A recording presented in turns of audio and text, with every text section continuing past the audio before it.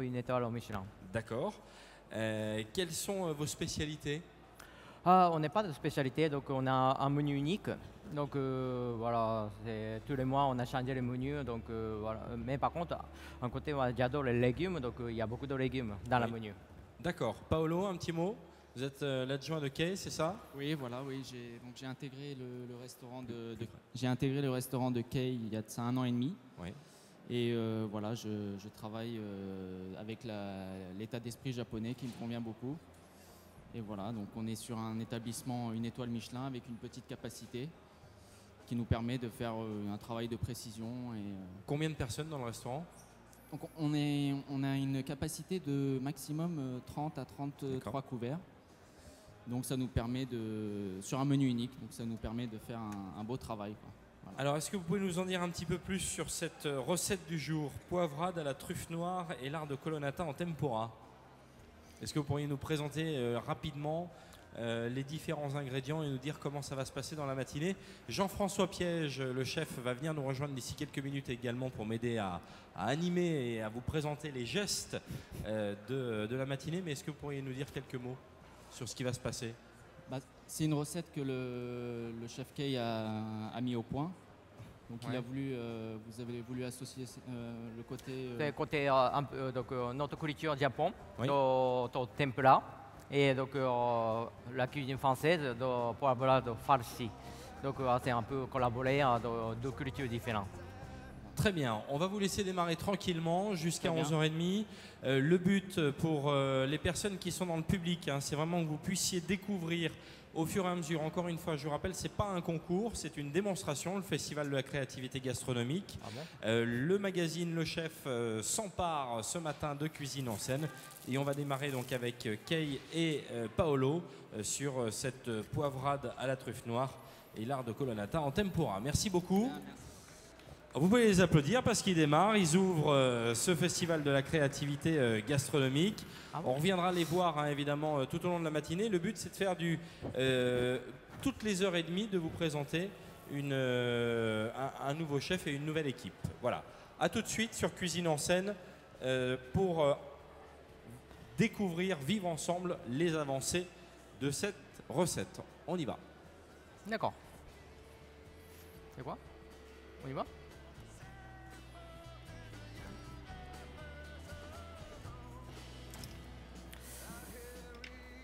Alors.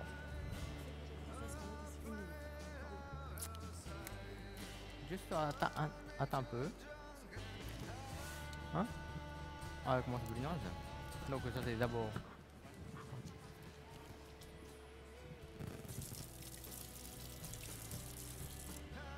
Bonjour.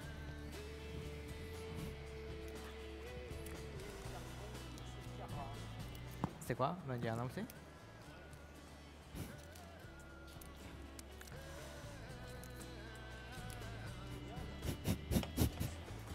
Oh putain.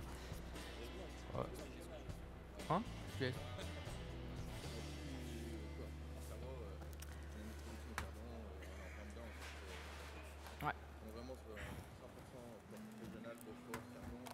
Il va. Donc mon juin, donc commencer à les préparer d'artichaut. Donc les feuilles un par un. Donc, délicatement les enlever.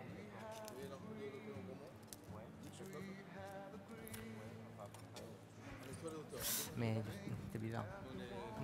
D'abord cuisson, après on va. Ok.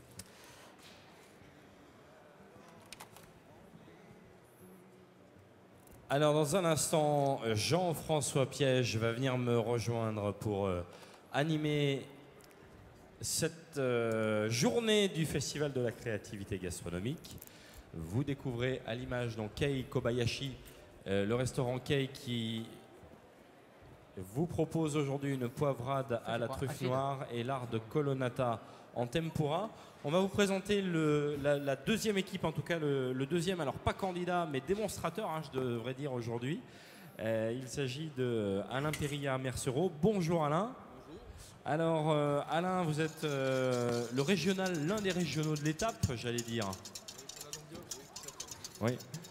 Alors je ne sais pas si... Voilà, on va simplement vous mettre le micro casque voilà, en marche. Vous êtes au Bourget du Lac. Non, ça ne fonctionne toujours pas. Le Bourget du Lac, donc c'est la Savoie. Alors je vais vous donner ce micro-là. On est sûrement trop près. Ouais, c'est la Savoie, c'est à côté de Chambéry, en fait, entre Chambéry et Aix-les-Bains. Tout à fait. Et une recette alors qui met 2 ingrédients à l'honneur qui sont finalement assez régionaux. Il y a le cardon. Le cardon, oui, qu'on trouve essentiellement dans la région Rhône-Alpes. Ouais.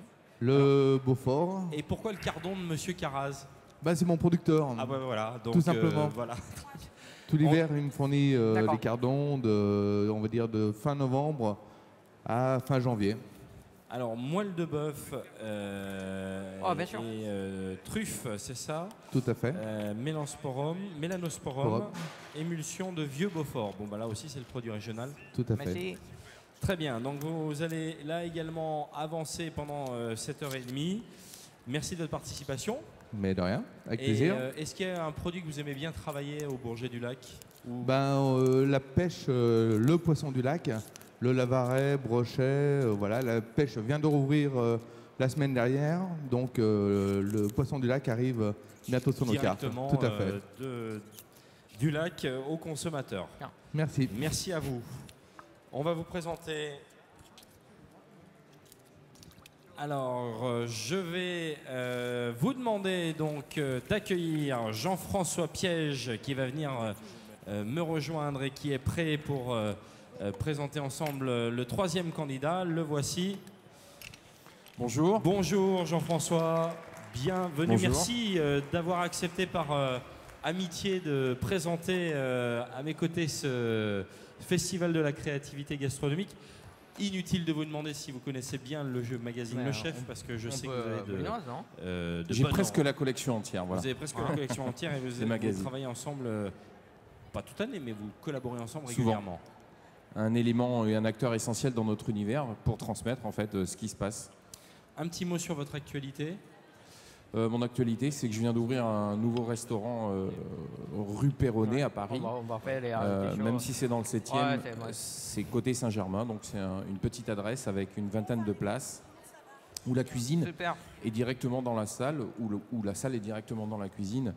On est en prise en direct avec les cuisiniers et il n'y a pas de chambre froide. La chambre froide, elle est dans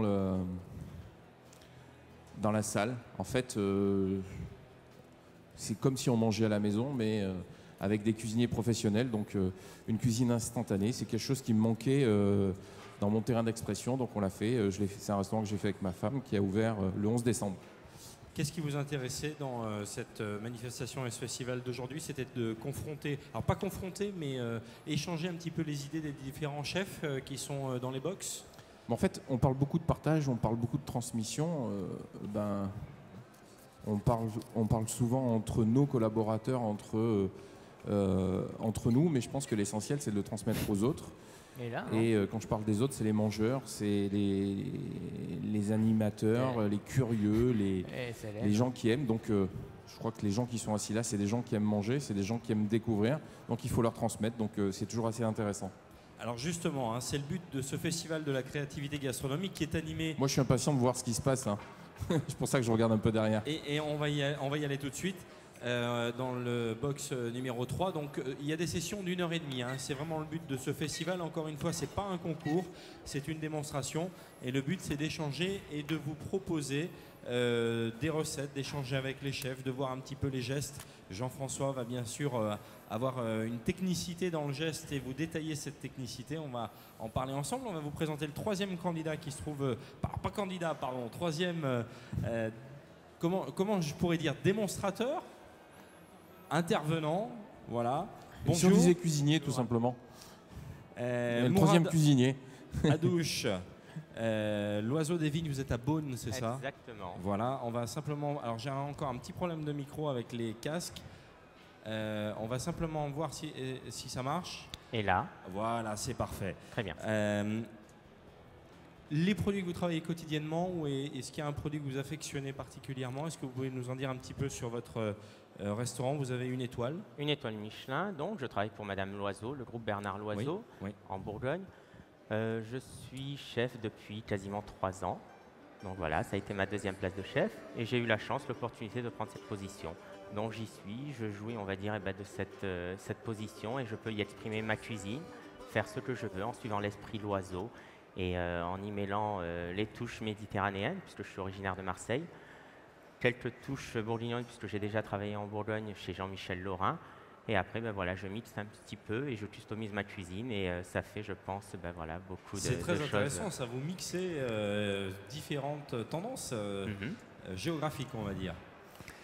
Très bien. Alors, je vous laisse vous présenter ce que vous allez nous proposer aujourd'hui. Aujourd'hui, je vais faire un foie gras de canard poêlé avec des érelles qui sont en pickles, donc avec une acidité encore un petit peu plus forte. Je vais jouer sur un jus avec des épines de sapin qui vont être légèrement fumées, qui vont parfumer le jus au dernier instant. Je vais amener du gras et un petit côté torréfié avec les noisettes. Ouais. Et je vais amener de l'amertume avec les pousses de Trévis. Donc, et ça, c'est un plat que j'ai structuré au restaurant depuis 5 ans, bien avant que j'arrive, et que j'arrive à jouer sur plein de modèles et plein de saisons, puisque je le fais avec du chasselas, avec des fruits rouges, avec des mirabelles. Et voilà, et c'est mon plat phare que je propose aujourd'hui. Et la cuisson du foie gras, comment ça se passe? Juste poêlé. Juste poêlé. Et je vais mettre un foie gras cru en dessous, en premier étage, et ensuite mon foie gras poêlé. Le gras qui va en découler va légèrement, on va dire, chauffer un petit peu le foie gras cru, et on va avoir 2 jeux de texture, du croquant, du moelleux et du gras surtout. Foie gras de canard? Oui, du sud-ouest. Bon, pas du sud-ouest. Donc il y a un troisième élément en plus. Voilà. Bon, bah, tout à l'heure. Merci à Mourad, à tout à l'heure. Au plaisir, à tout à l'heure. Alors, vous l'avez compris, toutes les 1h30, on découvrira de nouveaux chefs, mais là, on a démarré la session de 10h avec Julien Torrent. Bonjour. Bonjour, Julien. Bonjour à vous. Bonjour. Un mot également sur votre quotidien, les produits que vous proposez, ce que vous aimez travailler. Les produits du terroir, donc la localité au plus proche du restaurant. Ouais. Donc ça, c'est primordial. Et puis, là, aujourd'hui, c'était... moi, je suis sur l'Isère, donc je voulais un peu reprendre une recette sur l'Isère. Donc, c'était une aile de raie à la grenobloise. Ouais. Parce que Grenoble est en Isère, voilà. Donc c'était jouer le territoire avec la tradition française, c'est ça? Exactement. Tout en la revisitant, en gardant tous les produits, en rajoutant aucun autre produit, mais juste... en lui faisant prendre un peu plus de voltige. Alors c'est quoi l'idée d'une grenobloise? On peut rappeler ce que c'est? Oui, donc grenobloise, donc l'aile de raie donc pochée dans le lait, avec beurre clarifié, pommes de terre fondantes, capre. Ça c'est pas forcément la grenobloise, c'est la garniture et, et le jus, le beurre noisette, les capres, le citron, les croutons, le persil. Donc on retrouve tous ces ingrédients sous une autre forme, c'est ça? Exactement en fait. Donc en fait on va... Le principe, c'est l'aile de raie la décomposer. On la retrouve plus entière comme elle est servie. Et on va la rouler en cylindre dans le pain demi, en fait. Ah, ça donne envie. Donc ça donne un petit croustillant sur l'extérieur. Ça reste très moelleux à l'intérieur. Et après, on va faire une gelée de capre et une gelée de citron. Voilà, tout simplement. Donc en fait, c'est condiments chaud, froid. Voilà. Les ingrédients qui la composent traditionnellement, revisités, mis à sa pâte. Oui. Et en fait, c'est ça la cuisine. Hein. La cuisine, c'est ça qui est on s'approprie les techniques, on les transforme, on les transmet. Ça donne envie. C'est ça qui est intéressant, c'est que chacun s'approprie un certain nombre d'ingrédients de matières premières et revisite évidemment les recettes. Merci beaucoup. Merci. À tout à l'heure. On va passer dans le box numéro 6 avec Mathieu Roche, le Sémilla. Bonjour. Bonjour. Alors, bonjour Mathieu, on s'est déjà dit bonjour mais c'est pas grave. Bonjour. Mathieu, avec... je vous laisse nous présenter parce qu'il y a plein de petits ingrédients devant vous. Ouais, puis on voit déjà, je sais pas si ça soit, mais il y a déjà quelque chose de très joli là qui se passe avec les radis noirs. Oui. Voilà, c'est un navet de pardaillan. Ouais. Donc c'est un légume de saison, un navet qui a pas mal de goût. Qui tend sur la noisette un petit peu, qui a une belle texture. Un petit peu piquant quand même, qui pique un petit peu piquant, ouais. Donc je l'ai taillé avec cette petite machine pour faire des grandes bandes. Je l'ai roulé, j'ai mis quelques petites tranches de lard de colonnata parce que c'est aussi pour donner un petit peu de gras, pour nourrir. Ça va aussi sur la noisette. Je vais le retirer tout simplement au four avec un petit beurre noisette, un petit peu d'aromate. Et pour l'accompagner, un crumble noisette et une crème fermière truffe noisette. Voilà, D'accord. tout simplement. Donc le plat, en fait, il est composé d'un légume. Voilà, le plat est composé d'un légume. Ouais. Voilà, ça m'intéresse beaucoup de travailler les légumes. Oui. On a de plus en plus de végétariens au restaurant. Et non, mais même sans aller jusqu'au plus en plus de végétariens, je crois que c'est une vraie tendance aujourd'hui, sans forcément parler de tendance, mais c'est une vraie envie de cuisinier. Moi, je le vois dans mon nouveau restaurant Clover. On a une assiette de choux à renfumer, citron confit et châtaigne. C'est des choses qu'on n'aurait peut-être pas fait il y a 10 ans, qu'on a envie de faire en fait, on a envie de s'exprimer là-dedans. Et c'est vrai que l'expression sur les légumes aujourd'hui, elle est vaste parce qu'on peut aller loin. Quand je vous disais, regardez ça comme c'est très joli, peut-être tu peux le prendre dans la main et le montrer. Le fait de ne pas éplucher le navet ou le radis noir, on arrive de jouer avec des couleurs, des textures, des formes qu'on a plus des difficultés à donner avec une protéine animale, que ce soit la viande ou le poisson, parce que c'est des ingrédients qu'on laisse plus naturels, pardon. Voilà. Et que dans le légume, on peut arriver à s'exprimer sans forcément le dénaturer. Et c'est vrai que ça donne envie en fait. C'est un vrai plaisir de mettre le légume au centre du plat, de ne pas avoir toujours la viande ou toujours le poisson, de réfléchir autrement. Voilà. Et puis on a envie de ça aussi dans l'équilibre. C'est ce que j'allais dire parce qu'il y a aussi une demande du consommateur finalement de revenir, alors peut-être pas de revenir, mais en tout cas de remettre en avant les légumes. On en a beaucoup parlé sur le CIRA d'ailleurs, des légumes un petit peu sous toutes ses formes. Et c'est honneur aux cuisiniers et aux chefs cuisiniers de remettre les légumes un petit peu. Et puis il y a un autre phénomène, c'est que les légumes aujourd'hui, on a des gens qui produisent des légumes fabuleux et que si nous on s'y intéresse pas, dans quelques années ils vont disparaître, on les aura plus. Donc c'est aussi à nous à faire en sorte d'utiliser dans la plus belle saison et dans la plus belle expression ces choses qui nous arrivent. Ça vient de Terroir d'Avenir, je présume? Non? Oui, bien sûr. Voilà. Donc Terroir d'Avenir, c'est deux jeunes qui ont monté une société. Il y a beaucoup de monde qui fait des jolis légumes à Paris. Terroir aussi, mais voilà, on travaille avec beaucoup de maraîchers qui nous envoient les cartons par la poste, on les reçoit directement, on ne sait pas vraiment ce qu'il y a dedans, ils nous mettent ce qu'il y a de saison, et puis on travaille avec, on s'amuse, et puis c'est là qu'on crée, c'est là qu'on... Ils nous font un peu travailler en fait. Ils nous font beaucoup travailler. Merci beaucoup, voilà, merci Mathieu. On va se retrouver dans quelques minutes. En fait, on fait le tour de chaque box pour découvrir un peu nos chefs qui sont avec nous. Et on va terminer ce tour d'horizon avec Cyril Benard, la table de l'hôtel du Parc à Obernai, c'est ça? Obernai, oui, c'est ça. Un des plus beaux villages alsaciens. Je dis pas le plus beau parce que sinon on va avoir des réticences. Bonjour, merci de votre participation, déjà de votre présence. Bonjour à tous. Un petit mot sur là aussi votre quotidien, vos produits en général que vous travaillez. Déjà, c'est une maison que je connais, c'est une sublime maison. Ouais. Obernai est un très très joli village et ils ont une maison fabuleuse, donc je pense qu'il peut parler de sa cuisine, c'est mieux que j'en parle. C'est mieux qu'il en parle que j'en parle à sa place, pardon. Merci Jean-François. Bonjour à tous. Donc aujourd'hui, je vous prépare donc des coussinets de homard. Donc c'est un peu revisiter le côté homard mayonnaise. Enveloppé dans des petites feuilles de navet qu'on va prendre juste en une bouchée. Donc le homard, la fraîcheur du homard, là, donc qui est avec la mayonnaise, avec du tobiko, c'est des œufs de poisson volant japonais. On va avoir la surprise des petits œufs qui craquent sous la dent, tout à fait. Le navet qui est mariné avec une vinaigrette aigre douce. C'est quoi comme navet? Daikon? C'est du daikon, donc on est en pleine saison. Navet daikon mariné avec une vinaigrette aigre douce, donc miel et vinaigre de xérès. Miel d'acacia. Et le homard est juste cuit simplement dans une nage bien aromatisée. Et on retrouvera ici du navet, donc le daikon cru, et du navet green meat. Green meat, ouais. Le radis green meat, qu'on va retrouver à cru sur le homard. Donc là, ce plat est très représentatif de ma cuisine que je fais à l'hôtel du Parc. Cuisine fraîche, instantanée, parce que c'est monté à la minute. Ouais. Avec les ingrédients de toujours, contrairement à côté, mais c'est pas plus ou moins légitime. Mais ce que j'aime bien dans cette maison, c'est qu'ils sont garants d'une certaine tradition.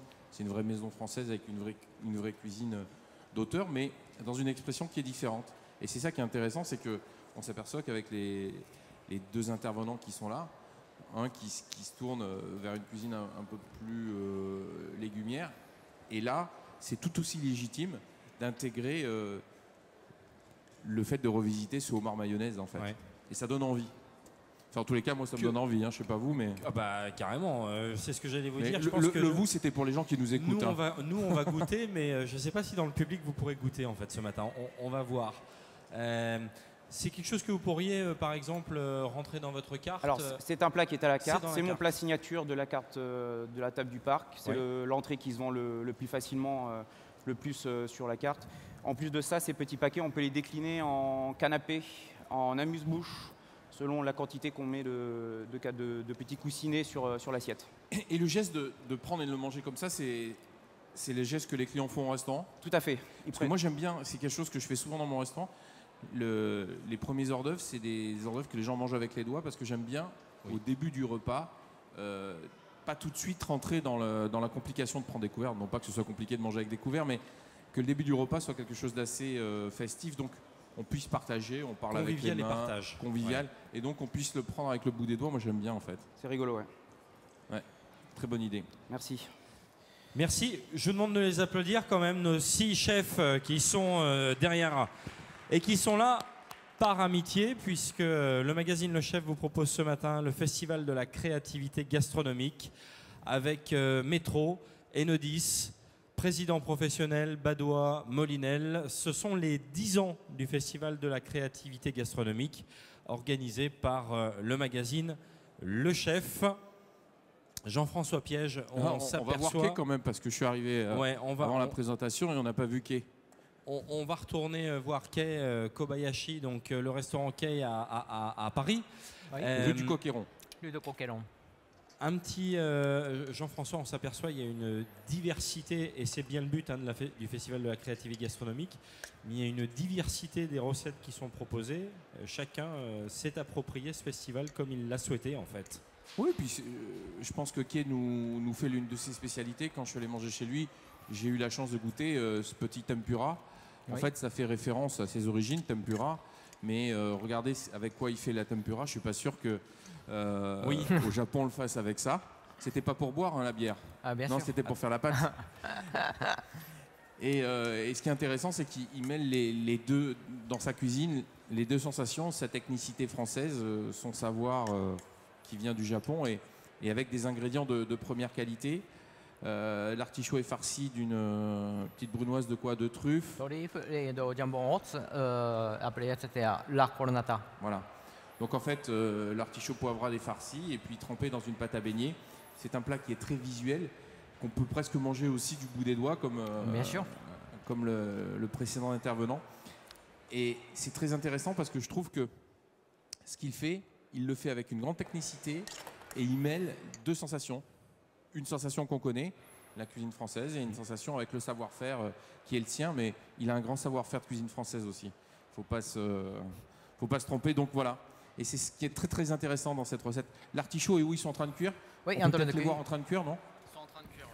Donc la cuisine française. On peut les voir ou c'est pas permis pour nous? Est-ce qu'on peut avoir ça? Vérifier comment ils ont été tournés. Voilà.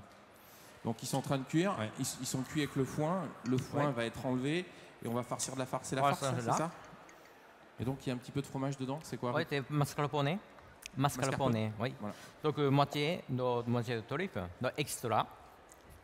Et puis, donc la cuisine française vous a un petit peu inspiré quand même. Bien sûr, j'ai appris avec Monsieur Piège, donc voilà, au moins la cuisine française. Bon, ça s'applaudit quand même, hein, si vous pouvez applaudir. Je ne sais pas si vous avez vu aussi, on peut même parler de la recherche aujourd'hui, parce qu'il y a une chose importante dans la cuisine, c'est aussi comment on le présente. Et chez Kay, il a de sublimes assiettes, et je crois que c'est une assiette qui vient du Japon, ça, Kay? Oui, bien sûr. Ouais. C'est une très très belle assiette. Je ne sais pas si vous la voyez, je sais pas ce qu'on voit. Oui, on la voit. Et ça fait preuve d'une certaine modernité, et pourtant l'artichaut poivrade farci, c'est pas forcément très moderne, mais c'est l'alliance des deux, et donc c'est ça qui est intéressant dans cette cuisine. C'est vrai que les 5 sens dans n'importe quel restaurant sont mis en éveil et pas uniquement à travers la cuisine. Non, mais le rôle du cuisinier aujourd'hui, c'est pas simplement faire de la cuisine, c'est savoir comment on mange. Tout à l'heure, on parlait de l'appréhension avec les doigts au début du repas. Alors ça, c'est à la fin des entrées chaudes, hein, c'est ça? Oui. Il y a plusieurs plats. Chez Kay, c'est un menu unique? Avec un choix du nombre de plats. Nombre de plats. Voilà. Soit 7 plats, soit 7 services, soit 9 services. Voilà. soit 5, soit 9 services. Oui. Et donc ce plat-là arrive, ça dépend si on a pris 5 ou 9, mais à la fin, juste avant le poisson. Donc c'est vrai qu'à un moment donné, peut-être on a envie de se détendre. Moi je sais, quand je suis allé chez Quai, je l'ai mangé avec le bout des doigts, comme ça je l'ai pris. Et c'est intéressant parce qu'en le prenant du bout des doigts, on croque directement dedans. Et donc on a une certaine jutosité qui se fait, un certain sentiment. C'est bien.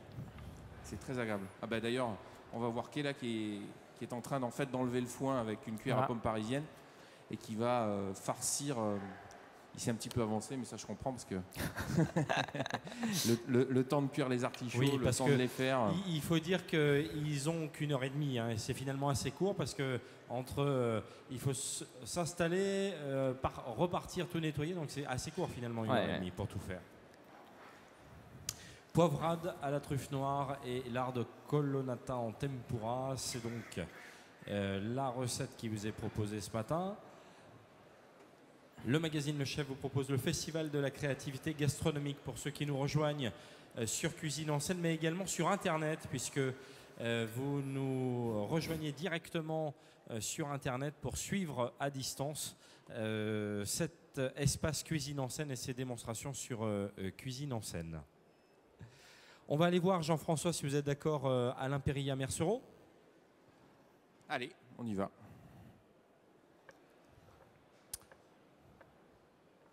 Alors Alain, on est sur le Beaufort là. Voilà, Beaufort d'alpage 2013. Oui. On peut goûter? Ouais. Parce qu'il faut goûter ça quand même.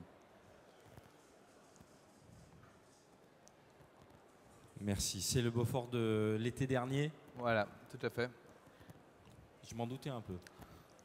C'est bon, hein? Délicieux. Petit grain de sel qui commence Bon à appétit. apparaître. Il a un peu plus d'un an, de 18 mois pratiquement. Et voilà, il Mais commence parfumé, pas trop piquant, c'est ça qui est agréable. Voilà. C'est aussi le Beaufort, quoi. Le Beaufort, au bout de 18 mois, il commence vraiment à atteindre toutes ses saveurs, je trouve. Et, effectivement, un peu comme dans le comté, le grain de sel commence à ressortir. C'est là où il devient agréable, quoi. Il est excellent. On a parlé des fromages ici, même sur cet espace hier, puisqu'il y avait le concours national des fromagers. Pardon. Donc alors, comment ça se passe? Le cardon est en train Le de cardon, on a commencé à le mettre à cuire dans un bouillon de bœuf. Ouais. Voilà. Je suis en train de préparer différents éléments qui serviront de garniture. Donc le Beaufort, l'émulsion de Beaufort aussi, avec une base de vin blanc, ail. Et un petit peu comme une fondue? C'est une fondue, c'est une fondue mais qui va être émulsionnée, c'est ça? Un peu plus légère, voilà. Un peu plus légère. C'est voilà. pas n'importe quel vin blanc, hein. C'est un vin de le Savoie, c'est un Apremont. Je suis savoyard. Voilà. Mais bon, les cardons, c'est pas savoyard. Ah si, quand même. Cardon, c'est la vallée du Rhône, c'est Lyon. Oui, moi, je suis valentinois, c'est là. C'est le comté de Nice, c'est la Savoie. C'est pas les mêmes en fait. Sur le comté de Nice, c'est pas les mêmes. Ils vont se battre sur l'origine du cardon. Non. En fait, pourquoi je dis ça? Parce que là, on a parlé de cuisine, mais de la façon de cultiver les ingrédients donne le résultat. On peut peut-être voir le cardon qui est juste derrière. Oui. C'est vrai que quand on parle des cardes, parce qu'à Nice, ils appellent ça plus des cardes, ils sont un peu plus verts, ils sont un peu plus âpres. C'est pas forcément quelque chose d'identique. Donc on est dans une expression qui est différente. Et là, on va aller chercher, je pense, c'est un petit goût d'artichaut, le cardon. On peut Tout à fait. On peut aller jusque là. Et c'est vrai que c'est un chardon. Hein. Voilà. À la différence, c'est une fleur en fait. Hein. C'est une fleur. C'est une fleur. Si on laisse pousser la fleur du cardon, on retrouve pratiquement l'artichaut au final. Donc on saluera Monsieur Carras, qui est votre producteur de cardon. Voilà. Et mais on est où? Au Bourget du Lac. Bon, ça va alors. Mais c'est pas du cardon épineux celui-là. Voilà. Cardon épineux, on le retrouvera plutôt en début de saison. Oui. Mais il y a une chose qui est très bonne aussi, parce que les cardons, ça gèle, donc pour qu'ils deviennent blancs, on les empaille. Voilà. Hein, et puis après, on les met dans une cave, et puis on les mange au fur et à mesure. Et là, on est vraiment sur les derniers, quoi. Ouais, on est sur les derniers. Ouais, il commence à devenir un peu creux en tête. Voilà. Et puis on voit bien que l'idée, c'est un peu comme la chicorée, comme les endives, c'est de les faire blanchir en fait. Oui. On les fait blanchir, on les ramasse. Et parfois, quand l'hiver est doux, comme l'année dernière, au printemps, il y a des repousses et qui sont aussi très tendres et très agréables. Mais ça, Avec les dernières truffes, c'est très bon aussi. Voilà. Bon, il gèle un peu en Savoie quand même. Pas beaucoup encore cette année, Mais pas encore cette année, on Mais avait vu bon, que je pense qu'il y a gelé là. c'est fait. Ouais, c'est fait. C'est qu'en fait, il n'y a pas besoin de beaucoup, il y a besoin d'une fois pour tuer tout ce qui se passe en fait. Vous Voilà. pourriez le mettre à la carte? C'est à la carte? C'est à la carte. C'est à la carte. Tout à fait. Et donc, Ouais. on voit moelle de bœuf. En fait, Cardon-la-Moelle, c'est, je disais ça, c'est un petit clin d'œil à la ville qui nous accueille. Cardon-la-Moelle, c'est un des plats lyonnais. Un classique de la région. Voilà, classique de la région. Donc, Classique des fêtes, le plat qui accompagne la volaille à Noël, gratin de cardon à la moelle. Mais nous, à Lyon, on connaît très bien la moelle. C'est c'est quelque chose qu'on consomme mais peut-être plus fréquemment à Lyon d'ailleurs que dans d'autres régions. Ouais, peut-être. Mais ce qui était intéressant là, c'est que la discussion qu'on avait tout à l'heure, c'est que Alain a mis la garniture en plat. La base, c'est le cardon, quoi. C'est Voilà. le légume. C'est le légume. Donc, ce plat est fait à base de légumes. Donc, la garniture est devenue le plat. Et il va servir des ingrédients qui, traditionnellement, on va pas parler de la fondue, mais le Beaufort, je vois qu'il y a des petits croûtons. C'est des petits croûtons, c'est ça? Petits croûtons. Petits croûtons, petite brunoise de Beaufort. Il doit y avoir un peu de la truffe, je vois, sur le, Voilà, sur le tout à dessus, fait. la moelle. Et en fait, la garniture aromatique va devenir la garniture qui va composer. Et ça a donné quelque chose de très gourmand, quoi, Voilà. de très plat d'hiver. Et encore dans une belle assiette qu'on a vue, encore une assiette différente par rapport à celle de quai, mais aussi très intéressante pour le cardon. Tout à fait. Bon, je suis tout seul maintenant. Non, c'est pas ça. Non, mais c'est pas grave. On conversait. Simplement, on disait qu'on va quand même proposer au public une ou deux assiettes, si vous en êtes d'accord, quand ça va sortir d'ici une bonne vingtaine de minutes. Merci Alain Périlla-Mercereau. On peut peut-être dire, le cardon, la seule difficulté, c'est que ça cuit longtemps.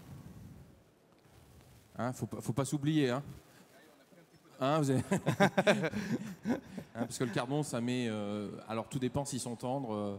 Si on est sur le cœur, si on est sur le cœur et autres, mais ça peut cuire longtemps. Voilà, de façon comme il est épluché. Voilà. Et c'est pas forcément un légume qui se mange trop croquant, hein, ça se mange plutôt cuit. Plutôt cuit. En tout cas, vous donnez tous envie, c'est important ça, hein, Jean-François. Les chefs donnent envie aussi. Oui, j'espère. Ah oui, carrément, oui. Voilà, vous l'applaudir Alain Périlla-Mercereau quand même, il nous fait l'amitié d'être là. Mourad Hadouche, l'oiseau des vignes. Là, on a commencé le dressage, là. Oui. Alors, sur la préparation de mon plat, donc, j'essaie de trouver, on va dire, toutes les différences sur les érelles, parce qu'elles sont très acides, et donc j'essaie de les travailler en poudre, en ayant une petite poudre d'érelle, donc qui est déshydratée, en ayant un jus concentré d'érelle, qui est bien assez sirupeux. Ensuite, je joue sur une guimauve aux érelles, donc il n'y a pas de sucre ajouté, mais en fait, elle est très aérienne et elle va amener, on va dire, ce côté sucré qui va amener vraiment, on va dire, du goût au plat. Et sur les érelles que j'ai fait en pickles, donc là, qu'on avait vu tout à l'heure, du sucre, du vinaigre et de l'eau. Et je les ai juste mises à compoter. Et donc là, en fait, j'essaie de tirer vraiment ce côté acide, mais légèrement aigre. Voilà. C'est déjà naturellement acide, hein, les rêles. Hein. Oui, c'est déjà à la base. Oui. À la base, on est déjà mais dans quelque chose. Voilà, mais là, il y a le contraste avec le sucre. Voilà, et il faut quand même que je puisse la cuire. Voilà. Après, l'idée de ce plat, en fait, c'est un voyage tout simplement. Je suis allé au Japon et j'ai vu, on va dire, la structure et l'architecture d'un temple. Et en fait, le plat, en fait, après, je le monte au fur et à mesure comme si c'était un temple japonais, tout simplement. Donc, c'est un voyage à l'étranger qui m'a permis de faire ce plat. C'est à la carte? Oui. Chez vous? D'accord. Voilà. Et actuellement aux érelles. Et actuellement aux érelles. Ouais. Donc, ceux qui ont envie peuvent venir... c'est à Beaune, hein, l'oiseau des vignes. À Beaune, exactement. Ils peuvent venir à Beaune pour goûter le plat en vrai dans le restaurant. Et le foie gras, je le laisse vraiment au naturel, c'est-à-dire juste tranché, cru, et juste poêlé. Donc il n'y a pas un gros travail dessus, mais j'essaie vraiment de rester naturel parce qu'il y a déjà une qualité qui est vraiment énorme sur les foie gras que l'on a en France. Oui. Donc il n'y a quasiment rien à faire. La qualité est là et je pense que c'est le but recherché, c'est de juste à peine travailler le produit, pas plus. Et je pense qu'après, la part du cuisinier, voilà, c'est juste de finir et de laisser s'accomplir l'émerveillement. Donc là, je vais me mettre tout doucement sur la préparation du plat. Voilà. Foie gras de canard, miel de sapin, épines fumées et pickle d'érelle. Exactement. C'est quoi ce qu'il y a autour? Alors, une petite poudre d'or que je mets, que je vaporise. Voilà. c'est juste pour donner, on va dire, toujours ce côté un petit peu raffinement du plat, et sans aller à l'extrême, mais en ayant vraiment, voilà, quelque chose. Ce qui est intéressant, c'est que là, on a une expression différente par rapport à ce qu'on a pu voir chez les autres intervenants, mais c'est aussi intéressant. On peut travailler son territoire en utilisant tous les ingrédients, mais on peut aussi aller chercher, comme le fait Mourad, des ingrédients et créer son territoire, un territoire un peu plus mental, dans un environnement qui n'est pas forcément solide bone. Mais c'est aussi intéressant, et c'est ça la cuisine, c'est cette liberté à ne faire qu'une chose, c'est la bonne cuisine en fait, et faire plaisir aux gens qui s'assoient à nos tables. Il n'y a pas de cuisine illégitime, il n'y a que la mauvaise en fait. Voilà, et j'essaie vraiment de rester, on va dire, très terroir, parce que c'est quand même important de respecter la cuisine bourguignonne. Et j'y mets un miel de sapin, avec des épines de sapin. Bon, là, le terroir bourguignon, il est un peu malmené, mais c'est bien, c'est bien. Il faut savoir malmener. Oui, il y a un petit peu de pain d'épices. Voilà, c'est pour le miel. Donc c'est vraiment la touche bourguignonne que je mets à Vous aimez à bien, en tout cas, mélanger les différentes inspirations géographiques, j'allais dire. Exactement. Exactement, je m'y emploie. Voilà. On a hâte. Je continue. Fabuleux. On applaudit Mourad Hadouche, s'il vous plaît. Merci.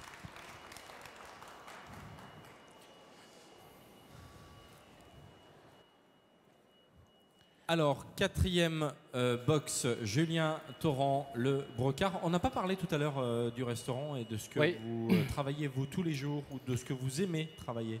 Je crois qu'il y a le four qui sonne, là, je sais pas. Ah, voilà, ça y est. On va entendre plus... Pardon.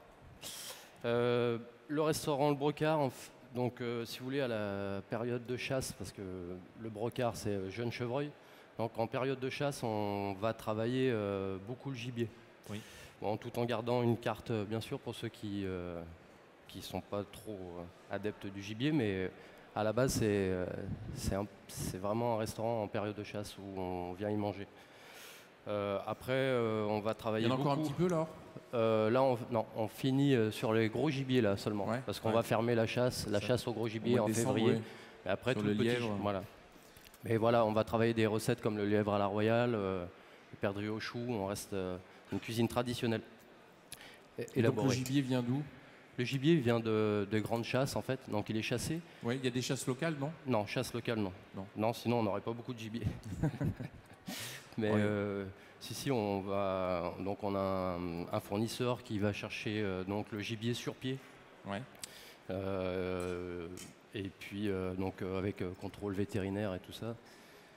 Voilà quoi. Ouais, c'est vrai qu'avant, une chose qui a changé, c'est qu'avant on pouvait avoir un cahier de chasse dans les restaurants et acheter aux chasseurs, ce qui est maintenant interdit. Mais on peut toujours acheter aux chasseurs, mais via un abattoir. Donc c'est-à-dire que les animaux, le gibier que vous allez retrouver dans les restaurants a été on peut dire certifié ou validé par en fait un vétérinaire dans un abattoir. Et ce qui n'enlève en rien à la qualité du gibier sauvage, mais c'est juste qui certifie. C'est une étape intermédiaire pour sécuriser. Qui certifie la qualité, hein, c'est ça. Hein. Exactement. Voilà. Donc là, si vous voulez, comme on est, je vous parle de gibier, mais comme on est plus trop sur la période du gibier, et je voulais pas. Oui, c'est vrai qu'il reste un peu de chevreuil encore pour. D'ailleurs, c'est la dernière semaine. Voilà, c'est la dernière semaine. C'est la dernière semaine de commercialisation possible. Et on a encore 15 jours. Il y a le gibier.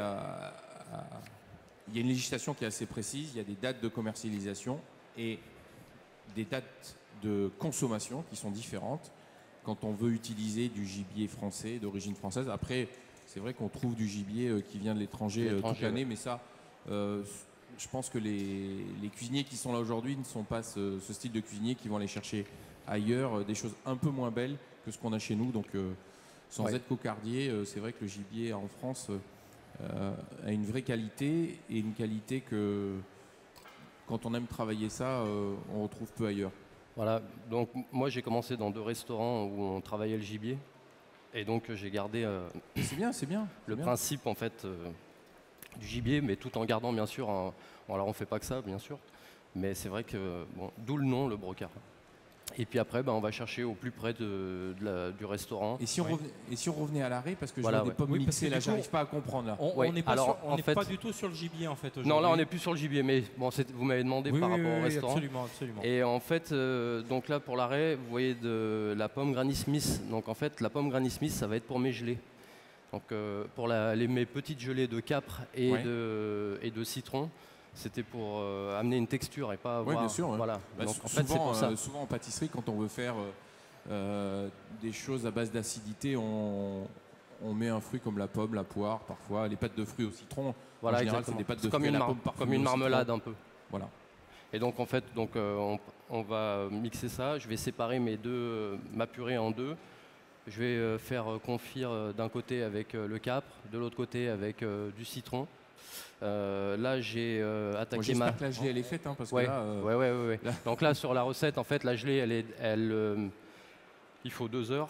Ouais. Et pour faire prendre le petit rouleau de pain de mie avec l'arrêt, avec la farce, là, il faut 24 heures de frais pour pouvoir la couper. Donc et en après, fait, l'idée c'est que l'arrêt est poché, l'arrêt est poché, effeuillé, et puis après elle est mélangée, assaisonnée avec cap, citron, voilà. zeste de citron. Donc là, qu'est-ce qu'il y a d'autre dedans? Là, il y a zeste de citron, capre, les échalotes qui vont venir, et sel, poivre, muscade. Et là, pour le moment, il manque la muscade et le sel, poivre. Voilà. Donc en fait, ça c'est mélangé. Ça c'est mélangé. On va le faire comme une farce. Ouais. Là, j'ai mon pain de mie, donc je l'ai choisi coloré pour donner un peu de couleur. Oui. Il est coloré au safran? Oui. Donc coloré. Et en fait, si vous voulez, le but c'est vraiment, on l'a imbibé de beurre pour pouvoir le rouler. Donc je vais le passer en temps. L'arrêt, comme c'est gélatineux, voilà. En faisant un petit boudin, ça va prendre un boudin assez régulier. Exactement. Le pain va venir autour. Va venir autour avec le beurre au frais. Donc ça va figer. Ça va figer. Et après, donc on va venir le couper en biseau. Et pardon. On peut voir? Oui. Le résultat final? Le résultat final. Non, je pense qu'il y en a un petit bout de montée déjà. Oui. Donc en fait, au final, ça fait ça. Voilà. Et donc, on a un problème avec la sonnerie. Hein. Soit la sonnerie du four, voilà. De la sonde. Ah, parce qu'il y a les pommes fondantes derrière. Ouais, voilà. Qu'on a vu tout à l'heure. Donc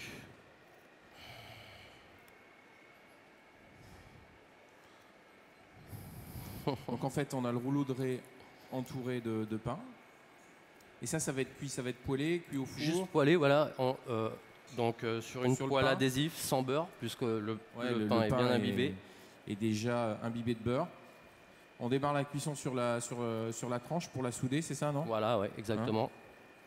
On l'a mis dans une petite gouttière à tuile pour éviter que, quand on mette la farce, en fait, si vous voulez, quand on le roule, pour bien garder la rondeur, parce que si vous le mettez pas comme ça, après il prend le plat et quand on va le redresser, vous allez avoir un côté plat et l'autre côté rond. Donc en fait, pour bien garder le côté cylindre, une fois qu'on cylindrique, une fois qu'on l'a eu roulé, on l'a laissé là-dedans pour prendre le frais.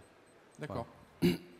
Donc là, on va parer les deux côtés, couper en biseau, et on aura notre raie en fait dans le pain de mie. Donc l'extérieur va être croustillant et l'intérieur, je vais vous montrer.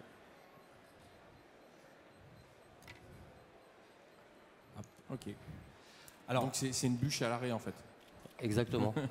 on va simplement expliquer qu'évidemment, vous l'avez compris, il y a des choses qu'on n'a pas pu faire ici, évidemment. Non, mais pas le temps. En fait, il a mélangé, il a fait la farce, on la voit.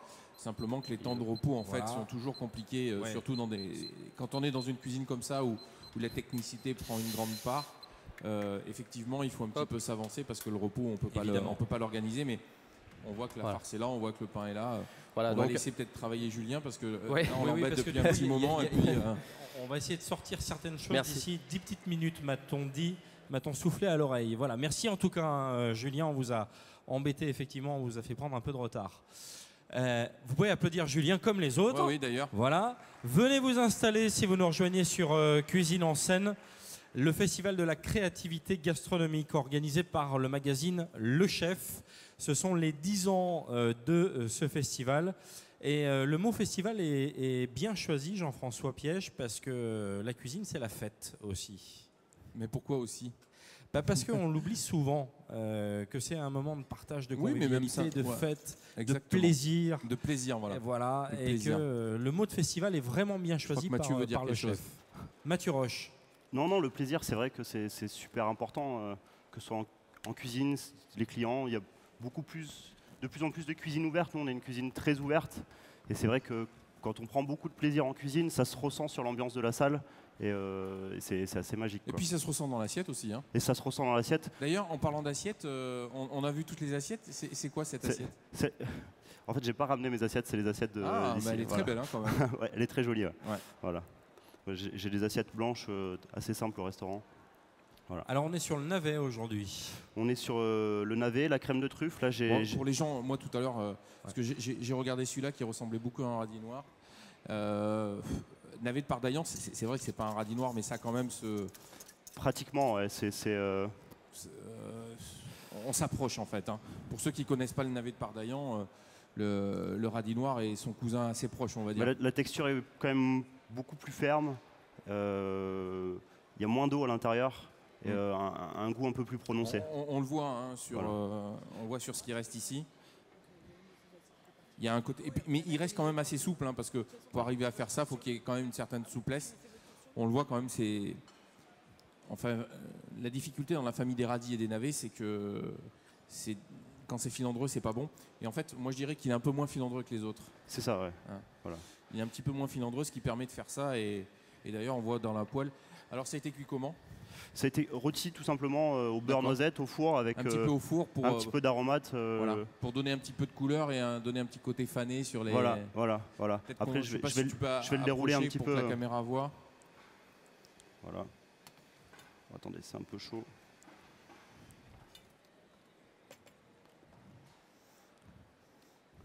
Vous ne sentez pas, mais nous d'ici on sent et ça sent bon. Hein. Ouais, il a une bonne odeur. Voilà. Là, je suis en train d'écraser la truffe dans la crème fermière. Voilà, c'est une crème assez grasse. Le gras, c'est un exhausteur de goût. Donc pour bien faire ressortir le goût, après je la détends un petit peu avec du lait pour la monter comme si c'était une crème liquide. Voilà. Et j'ajouterai la pâte de noisette à la fin. Voilà, ça c'est une pâte de noisette corse. C'est un ami à Servioni qui fait de la noisette. Je veux bien goûter. Noisette corse. Moi aussi, je veux bien goûter les noisettes. Je veux bien goûter. On vous laissera goûter la truffe, nous on goûte les noisettes. Donc une pâte de noisette. De noisette, ça veut dire qu'il n'y a pas de sucre en fait. Hein. Pas de sucre, rien. La différence entre un praliné et une pâte de noisette, c'est que le praliné, c'est des noisettes torréfiées avec du sucre et on connaît tous le praliné. Et la pâte, c'est quelque chose qu'on peut servir dans notre environnement de cuisinier parce qu'il n'y a pas du tout de sucre. Et ça, c'est ces noisettes. La particularité, c'est qu'il est fait très peu séché. Il a une hydrométrie à l'intérieur qui est juste à la règle, parce qu'il doit quand même les faire sécher. Donc quand vous faites des petits copeaux, vous avez encore la noisette qui reste entière, vous voyez ? Comme si c'était une noisette fraîche. Ça, c'est ces noisettes ? Ça, c'est ces noisettes, voilà. Comment il s'appelle ? Il s'appelle Charles Sforzini. Ouais. Il est à Servioni. Voilà, c'est à Servioni. C'est un AOC sur la noisette. Voilà. Très intéressant. Hein. Voilà. Donc c'est des. Très bonnes. Voilà, c'est le. Ça c'est surprenant. Ça c'est surprenant. Bon. En fait, la pâte de noisette. Très très doux. Je dirais même que les pâtissiers devraient parfois en utiliser parce que ça éviterait trop de sucre en fait. Ouais. Oui. Le praliné c'est très bon, mais souvent on est. Voilà, là c'est pas la peine de resucrer hein, quand on goûte celle-ci. Hein. Ah oui, non, ça se mange comme ça. Il n'y a pas besoin. Ça se mange non, comme ça. C'était justement la différence. Pour exprimer la différence qu'il y a, c'est que quand on fait un praliné, c'est peut-être bien de l'équilibrer avec un peu de pâte de noisette en fait. Ouais, sûrement. Voilà, donc c'est le style de cuisine qu'on fait au restaurant. On essaye d'avoir de jolis produits et de les cuisiner simplement. Voilà, on se fait plaisir. Enfin, simplement non, parce que... qu'on ait l'impression que ce soit simple, voilà. Que ça fasse pas des choses très techniques, des montages. Les gens dans l'assiette, ils ont l'impression que c'est simple, ils voient pas le travail qu'il y a derrière et c'est ce qu'on veut. C'est ça, le métier de cuisinier, c'est qu'on n'est pas là pour démontrer qu'on sait faire, on est là pour donner du plaisir, transmettre ce plaisir-là. C'est pour ça que simple, je me suis un petit peu tout de suite j'ai dit non, parce qu'en fait, ça c'est notre problème, mais il ne faut pas que le client s'en aperçoive. Oui, non, vous avez raison. Bon. Voilà. Merci Mathieu. Merci. Alors, Cyril a bien avancé, il a même fini. On applaudit Cyril Bonnard. Vous pouvez, ouais. Coussinet de homard, lamelle de navet, aigre doux. Alors Cyril, pour les personnes qui viennent de nous rejoindre, est-ce que vous pourriez un petit peu nous redétailler les étapes d'élaboration? Oui. Très beau, hein. Je ne sais pas ce que vous en pensez, mais c'est très joli. Hein. Merci. Vous pouvez l'applaudir peut-être. Belle assiette, merci.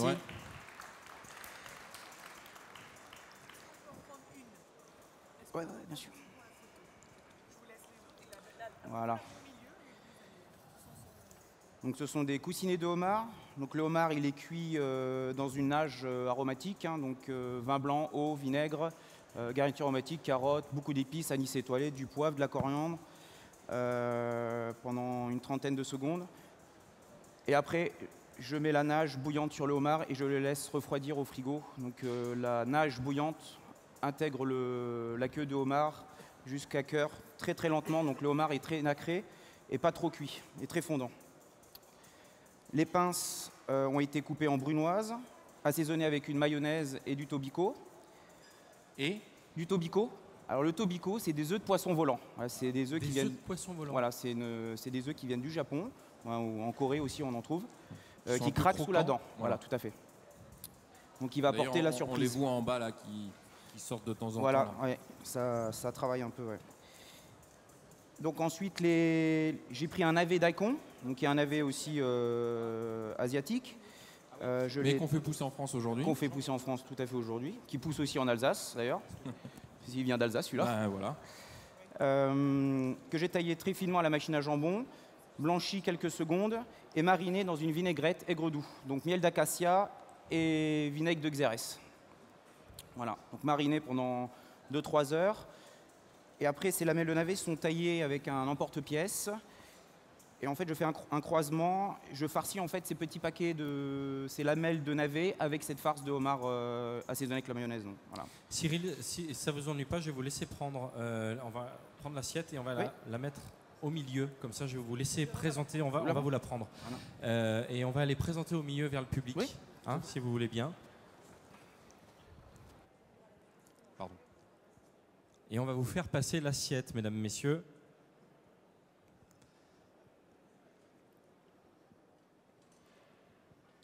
Festival de la créativité gastronomique organisé par le magazine Le Chef avec Métro, Enodis, président professionnel Badois et Molinel.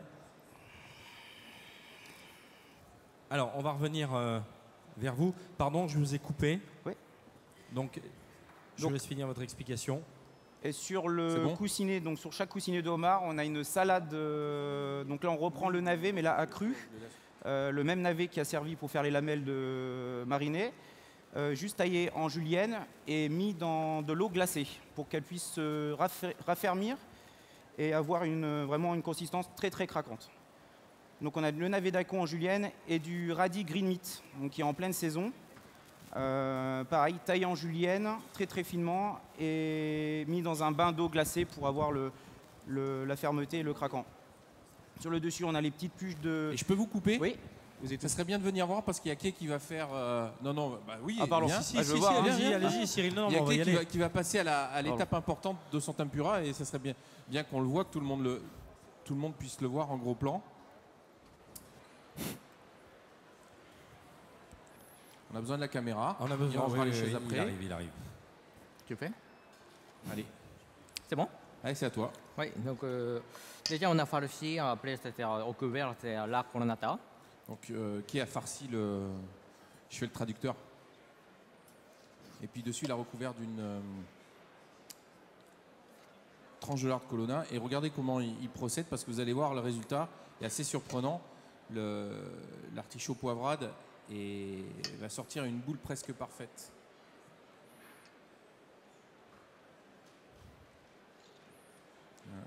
Température d'huile ? C'est 190 degrés. 190 degrés.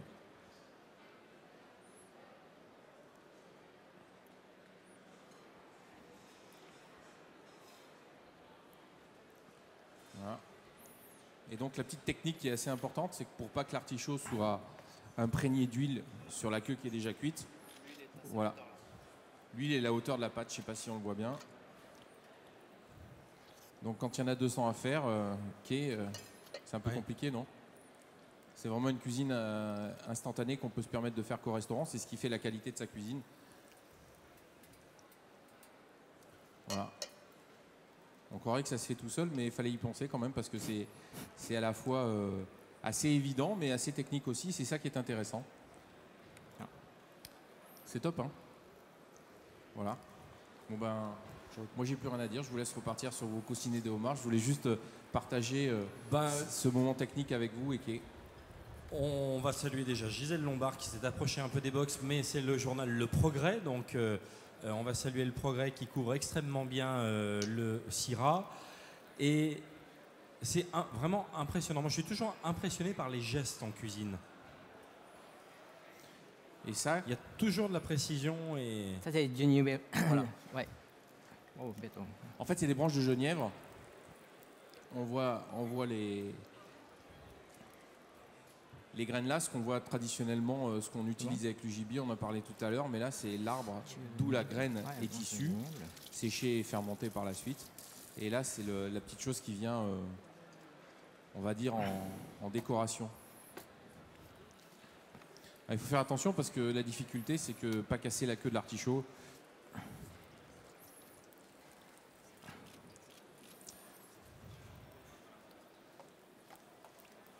Bon, je vous ai coupé, je vous laisse reprendre le suite. Non, pas du tout. On est en train de discuter, pardon, mais on est en train aussi de simplement regarder qui a avancé et qui a presque terminé, puisque c'est un peu le but de cette démonstration, c'est que les chefs puissent vous présenter devant vous, donc sur la grande table centrale, ce qu'ils ont réalisé ce matin. Pour les personnes qui nous rejoignent, donc le Festival de la créativité gastronomique, ce sont 24 chefs qui présentent une recette de leur choix pendant 1 heure.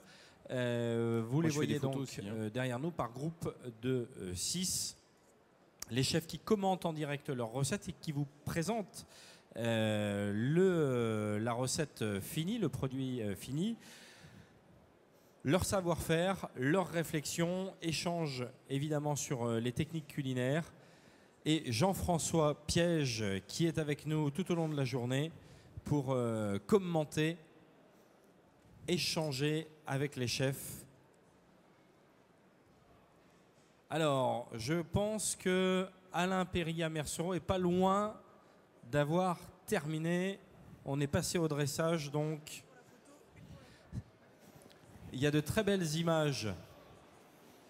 Voilà.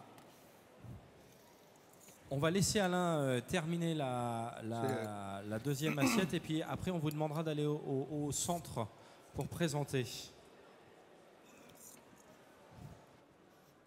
C'est cuit, Ké? Pas encore? Encore 2 minutes, chef. 2 minutes.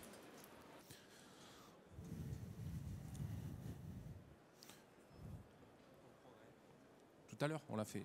On termine.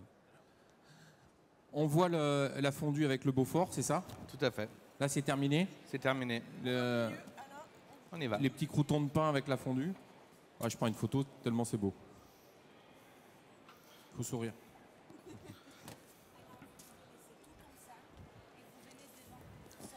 Ah, le foie gras aux érelles. Ah, Alain, vous venez nous rejoindre. Il y a une petite surprise. C'est que le foie gras, en fait, est monté en millefeuille avec les érelles sur le dessus, c'est ça? Exactement. Comme j'avais expliqué, c'est la structure en fait d'un temple japonais. Donc tout sur étage et c'est monté au fur et à mesure. Donc la cuisson et le chaud du foie gras va laisser découler légèrement le gras sur le foie cru. On a le pickles d'érelles en dessous, le croustillant du pain d'épices, l'amertume de la salade. Je laisse avancer parce que je crois qu'il faut dresser. C'est le moment de passer à table.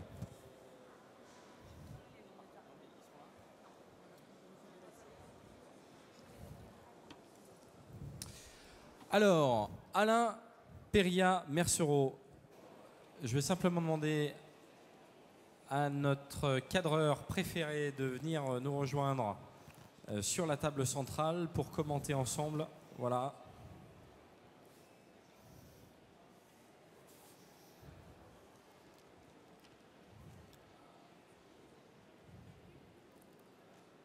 Et ben, le public est à vous, on vous écoute. Cardon, Beaufort et moelle de bœuf. Voilà, c'est le plat gourmand de l'hiver. Tout est là pour se faire plaisir. Donc cardon, truffe au-dessus.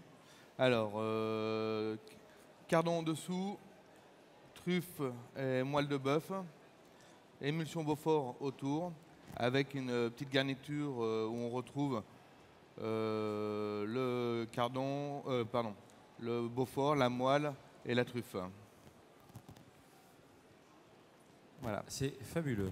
Je trouve ça vraiment très joli. Comment? Est-ce que vous voulez goûter? Il y aura une assiette pour tout le public, hein, je vous préviens tout de suite. Donc ça va se battre.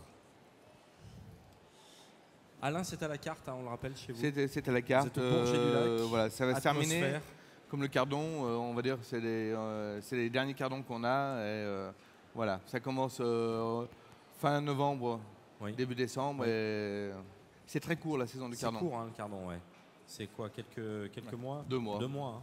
Voilà. On est en plein dedans. C'est la fin, c'est Ouais. les derniers. C'est plutôt décembre, janvier. Tout à fait. Les fêtes. C'est un plat de fête. Alors, on a une autre assiette qui est prête. Ouais, je crois que celle de Mathieu est prête aussi, là on peut venir.